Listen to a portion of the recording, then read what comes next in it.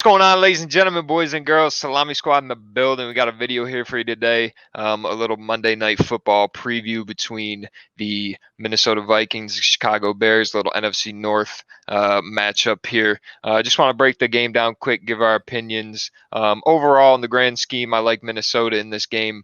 Dalvin Cook's been on fire lately.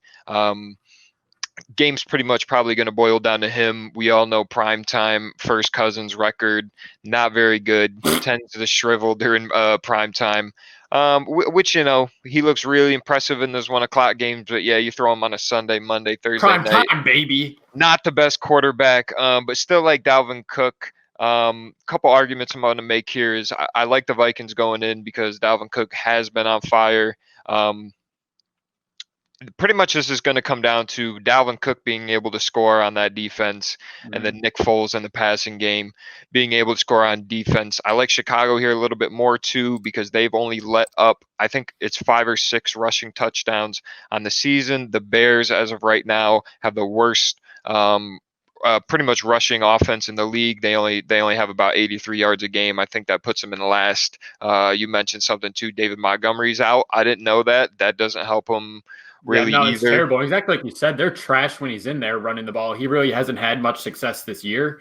So that's going to be huge for the Bears, or not huge for the Vikings, excuse me. So David Mont is out. I think the Bears are going to have to throw here. This is really going to be a game where I think Nick Foles is going to have to step the hell up. I mean, we've been talking shitting on Nick Foles on this show for the past 4 weeks, and he kind of deserves it. I'm not going to lie. But they have a huge weapon out as well. Allen Robinson II is out on their offense as well. He's pretty much a primary receiver for Nick Foles when he does try to complete a pass. So that's an issue. But in place of that, I would look up for our boy Darnell Mooney to step up. I think he's going to get a lot of those targets that Allen Robinson isn't going to get. Yes, sir. But yeah, just on the other side of the ball, it's like you already know Dalvin Cook's going to get 2 touchdowns. It's just going to come down to if Kirk Cousins and the cast can support that. Like, he's going to go dummy. There's no way he's not. The Bears are going to stop him a little bit, but he's going to figure it out. And, I would not be surprised to see Dalvin Cook get 2 touchdowns this game. Yeah, I like that too. And, the Bears, I think, do have a good enough defense. They will stop them at some points that are going to force Minnesota to use the arm. And it's really just, first Cousins just has to make those couple throws. He's probably really only going to have to make 4 to 5 really important throws. Realistically, yeah. And like Kirk Cousins really isn't having that terrible of a year. Like he's not having an outstanding year, but he's getting the job done. And especially with Dalvin Cook in the backfield, it takes so much pressure off of him. But exactly like you said in the beginning of this, it's like that primetime first Cousins is not good.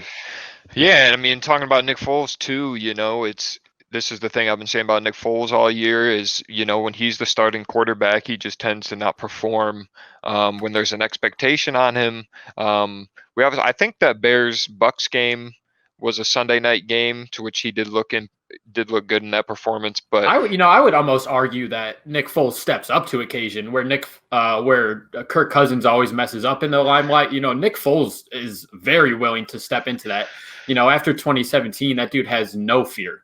Yeah, I mean, yeah, it's just the no fear part. I'll 100% give you that. He has nothing to lose really at this point. Dude won a Super Bowl as a backup quarterback, and people can never take that away from him. So you just got a weird spectrum thing going on with, Big Richard, Nick Foles. We get flaccid Foles. We get in first Cousins. We get in primetime Cousins.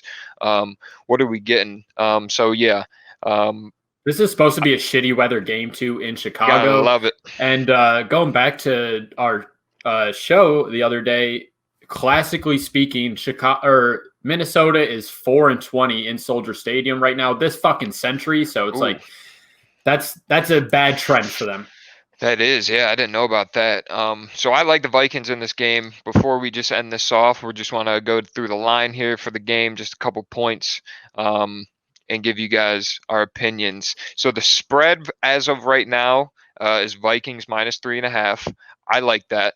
The over-under on points is 44. I'm not going to lie. I like the under. I like the under as well. I think we were completely wrong last Thursday with the Titans-Colts, but I do like the under here only because The Bears are averaging like 19 points a game. I'm not sure what Minnesota's is. I do And think they're all coming from Dalvin Cook. And the Bears are just so injured, too. Like, looking at they this, are. injury COVID list, it's really brutal for the Bears. Really, and along with the shitty weather in Chicago, I wouldn't be surprised to see an under here. Even though I said Dalvin Cook's going to get 2 touchdowns, I think they still hit the under. Yeah, I think so. I predict. I always go low. I always think like a 23-17, something around those lines.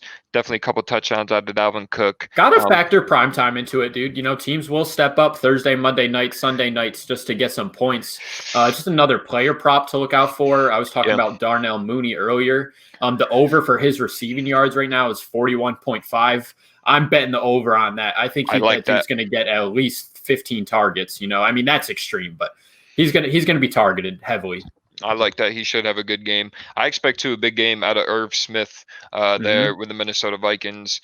He's been the ultimate compliment on that team, starting to surpass Rudolph, in my opinion. Who I thought. And we also haven't said Justin Jefferson's name once. Justin Jefferson, rookie, balling. Yeah. LSU's got 4 or 5 guys in the league right now. Clyde Edwards-Helaire, Patrick Queen, Justin Jefferson, guys that came there from last year that are balling.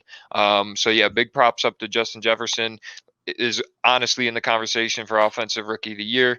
We'll see how that goes. But all in all, I got the Vikings. I don't have a score. The -3.5, I'm taking the under 44 points. Steal, if you ask me. So.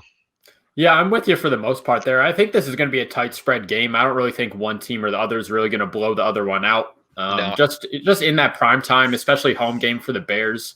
Vikings are obviously favored for this game, but I don't know. If I had to put on the spread, I would go Vikings for sure. But I think it's going to be a good game.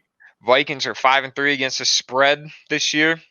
Chicago's under has hit in 6 of their 9 games. Shout out Flaccid Foles right there, boys. Flaccid Foles, man, hitting that under. Let's go, baby.